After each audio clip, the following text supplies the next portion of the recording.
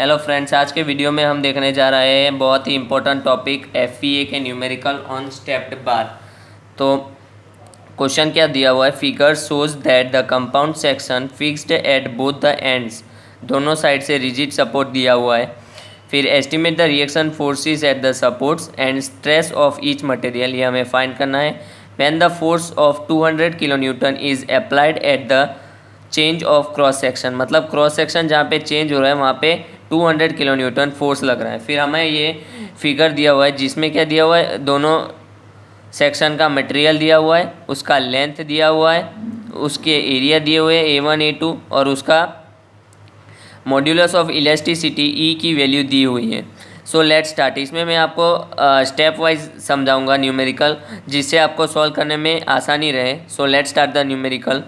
Step one क्या दिया हुआ है, डिस्क्रेटाइजेशन। डिस्क्रेटाइजेशन मतलब ये जो बार दिया हुआ है उसको हमें छोटे छोटे पार्ट में डिवाइड करना है और लीनियरली वन डायमेंशन में शो करना है।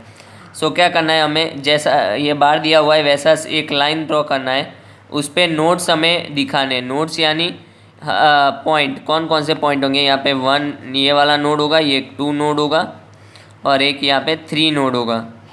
ठीक है, तो यहाँ पे 1 2 3 नोड्स ड्रॉ कर देने हैं।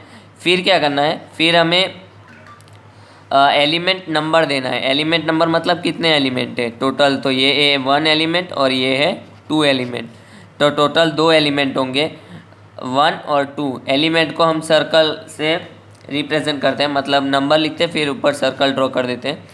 फिर यहाँ पे क्या है friends, F1 F2 F3 force लग रहा है कहाँ कहाँ पे, नोड नंबर 1 पे, 2 पे और 3 नंबर पे, तो F1 F2 F3। So F is equals to force.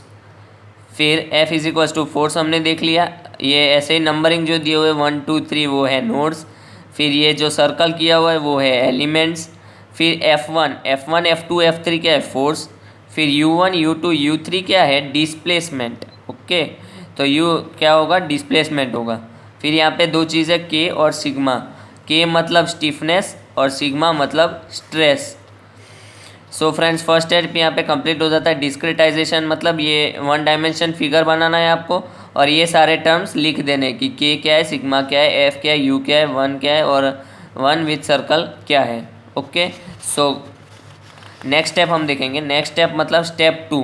Step 2 में क्या होगा, स्टेप 2 में हम फाइंड करेंगे लोकल स्टिफनेस मैट्रिक्स।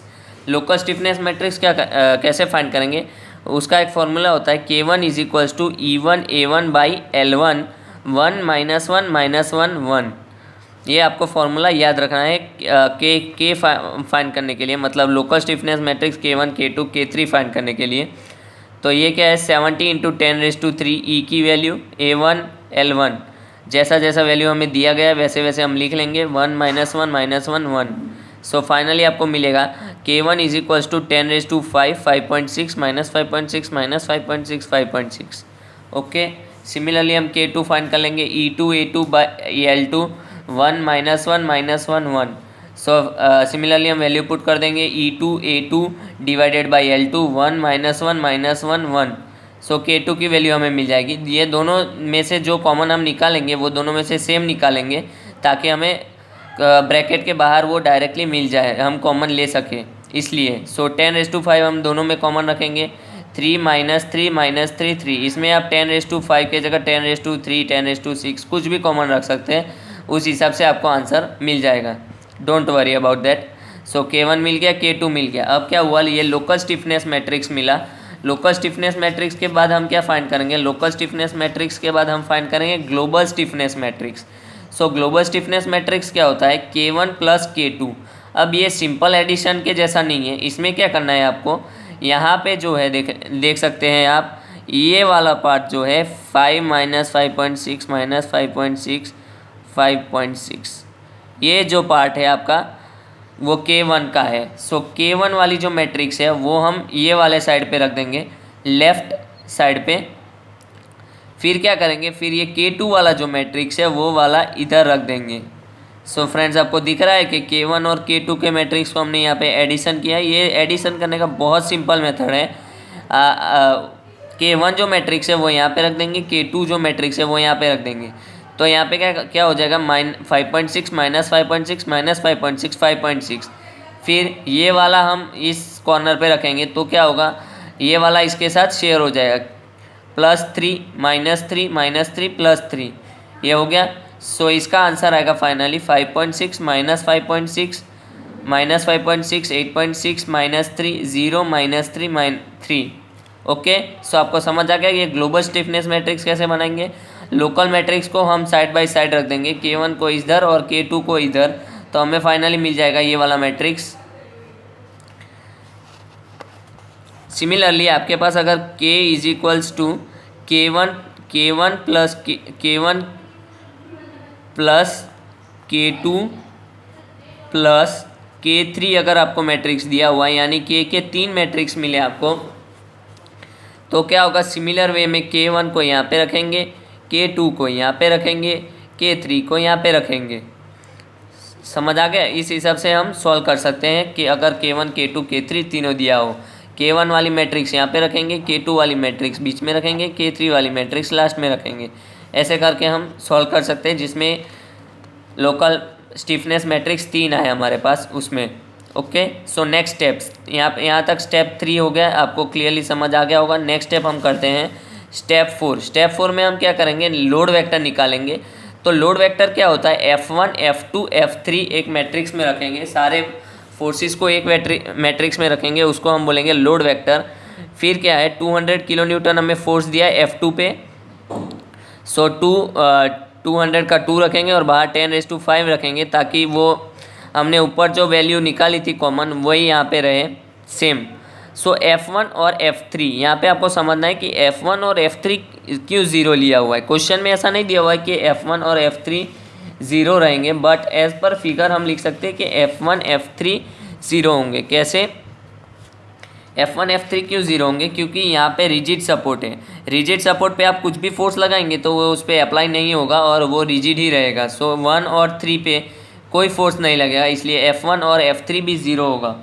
F1 और F3 के साथ साथ आपको याद रखना है कि U1 और U3 दोनों 0 होगा, क्योंकि इसका कुछ डिस्प्ले फोर्स नहीं लग रहा है। सो फोर्स नहीं लगेगा तो इसका डिस्प्लेसमेंट भी नहीं होगा। सो U1 और U3 का डिस्प्लेसमेंट भी नहीं होगा। सो U1 और U3 भी 0 होगा, जो हम नेक्स्ट स्टेप में देखेंगे कि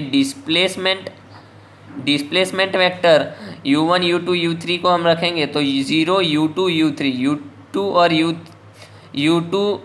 U2 ही रहेगा, लेकिन U3 और U1 क्यों 0 हो जाएगा, क्योंकि उसका कोई डिस्प्लेसमेंट ही नहीं हो रहा, कोई फोर्स ही नहीं लग रहा, तो उसका डिस्प्लेसमेंट भी नहीं होगा।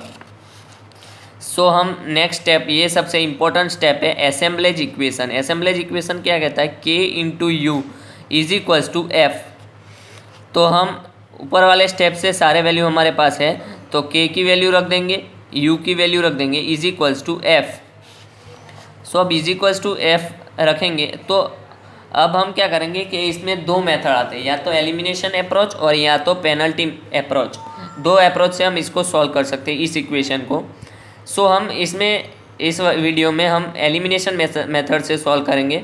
एलिमिनेशन मेथड में क्या होता है फ्रेंड्स, कि F के जगह जो 0 हो वो वाली लाइन आप कट कर देंगे। जैसे कि आप देख रहे हैं वो वाली रो और उसी नंबर का कॉलम हम कट कर देंगे। तो देखिए कैसे होता है फ्रेंड्स, यहाँ पे 0 है, यहाँ पे 0 है, तो 0 वाली लाइन हम कट कर देंगे, और 0 नीचे भी है तो 0 वाली लाइन कट कर देंगे। सिमिलरली उसी नंबर का कॉलम, जैसे फर्स्ट नंबर के रो को कट किया है तो फर्स्ट नंबर के कॉलम को कट कर देंगे, फिर थर्ड नंबर के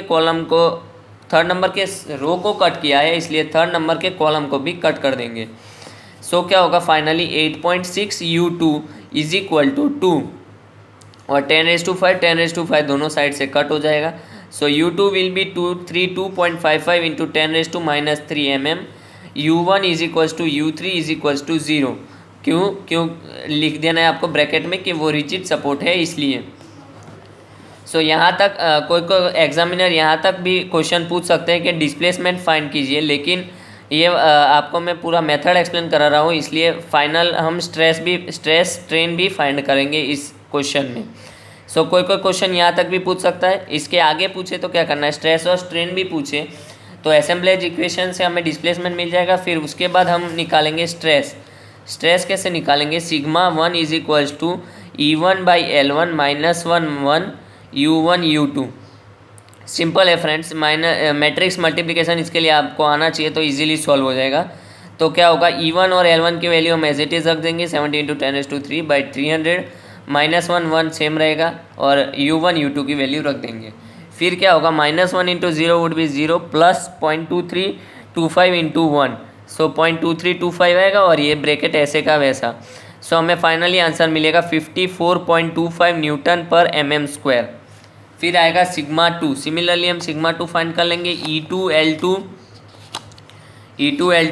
-1 U2 U3 is equals to 200 × 10⁻³ -1 1.23250।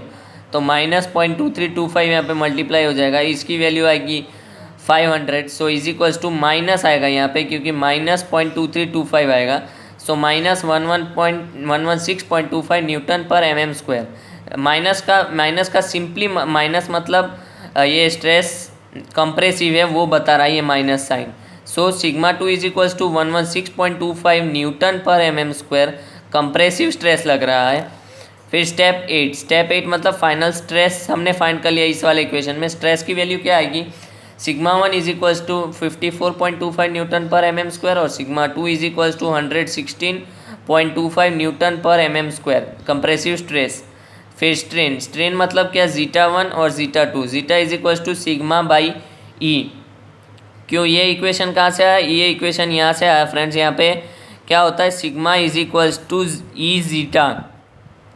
तो सिंपल हमें स्ट्रेन चाहिए तो σ/E, ये फॉर्मूला ऐसे डिराइव किया है हमने, और यहाँ से हमें डायरेक्टली फाइंड कर लेंगे sigma 1/E1 is equals to 54.25 sigma 1 की वैल्यू डिवाइडेड बाई E1 की वैल्यू, तो 7.75 × 10⁻⁻⁴। ये इसका कोई यूनिट नहीं होता, स्ट्रेन एक रेशियो होता है, इसलिए इन दोनों का कोई यूनिट नहीं होगा। सो फ्रेंड्स मिस्टेक मत कीजिएगा, आप न्यूटन या Nm न्यूटन mm कुछ यहाँ पे यूनिट देने की ज़रूरत नहीं है, क्योंकि स्ट्रेन का कुछ यूनिट नहीं होता है। सो ζ2 हम सिमिलरली फाइंड कर देंगे, sigma 2/E2 is equals to 116.25 divided by 200 × 10⁻³ is equals to 5.81 × 10⁻⁻⁴। So friends यहाँ पे हमारा ये FEA का न्यूमेरिकल ख़त्म होता है। सो आई थिंक आपको ये न्यूमेरिकल समझ में आ गया होगा, और आपको अगर कुछ भी डाउट हो तो आप कमेंट सेक्शन में पूछ सकते हैं। और आपने अभी तक मेरे चैनल को सब्सक्राइब नहीं किया है तो सब्सक्राइब बटन दबा दीजिए ताकि आपको रेगुलर नोटिफिकेशन और अपडेट्स मिलती रहे। Thank you so much.